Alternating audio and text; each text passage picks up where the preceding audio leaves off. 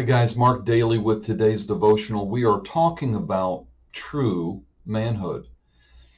And when you think back to your own youth, you think about things that you said to other people, you think about some of the, actions that you took, whether it was getting in a fight in the schoolyard because someone was pulling against your desires and your wants, but how we as young men seek to exert our dominance every way we can, whether it's going to the weight room and lifting weights to compensate for our own insecurities, or whether it's buying the biggest house on the block so that people will see you as a success. And boy, oh boy, it is a trap. So we look at that opposed to the model that Jesus provided for us. And we've been looking in John 13, verse 1 through 17, where Jesus washed the feet of his disciples. And I had read last time the evening meal was in progress and the devil had already prompted Judas Iscariot to betray Jesus. Now this is the important thing. We talked about how Jesus treated Judas with kindness and respect. He even let him be the treasurer. Can you imagine that? He exposed himself to Judas in all of his iniquity, all of his weaknesses, yet he treated him the way he wanted to be treated.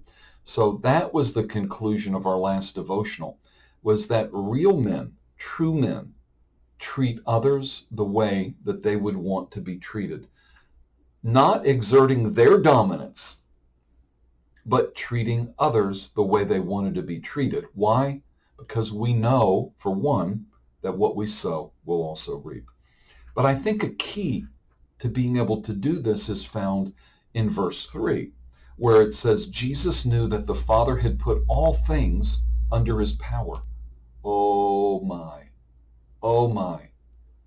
Jesus knew that the Father had put all things under his power and that he had come from God and was returning to God.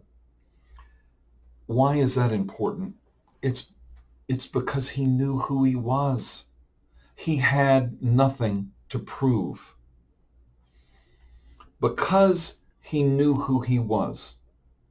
He knew that he was literally all powerful, because he knew the Father had put all things under his power. Remember, in his earthly ministry, he had the power to raise up the dead. He had the power to heal the sick. He had the power to turn the water into wine. He had the power to multiply the loaves and the fishes. He was all powerful. He knew who he was. He knew where he had come from, and he knew where he was going.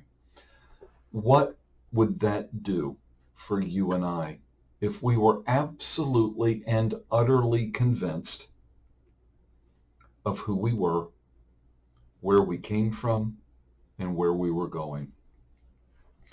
Guys, all of the scriptures are really meant for personal application. Do you want to exert true manhood? You can't do it if you're hindered by insecurities. And I'm sure that all of us have some. Yet we have to know who we are in Christ. We have to know where we came from and where we're going.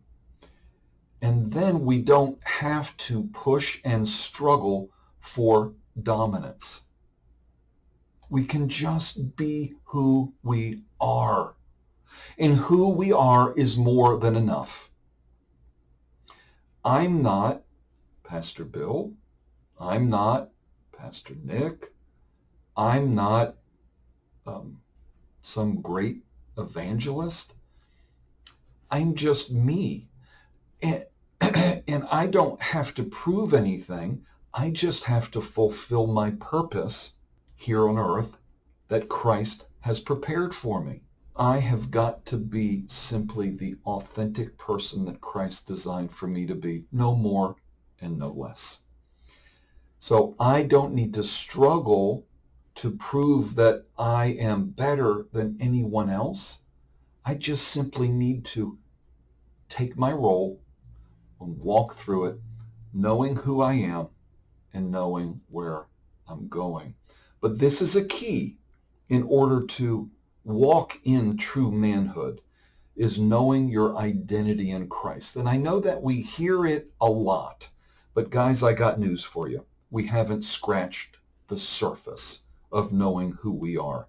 I'll just finish by saying we have been transformed. We are now new creations in Christ Jesus. It's not what we are going to be. This has already happened in the realm of the Spirit. Yeah, we're learning to walk in these ways. But the truth is that we were caterpillars and we've been transformed into butterflies. Yet we're still crawling on the ground as if we were still hairy little worms. So look at your identity. If Christ said you are something, then that is what you are. If he said you can do all things in me, then you can do all things in him. If he said you can lay hands on the sick and they'll recover, just take him at his word. That is who you are. All right, guys. Love you. Have a great day.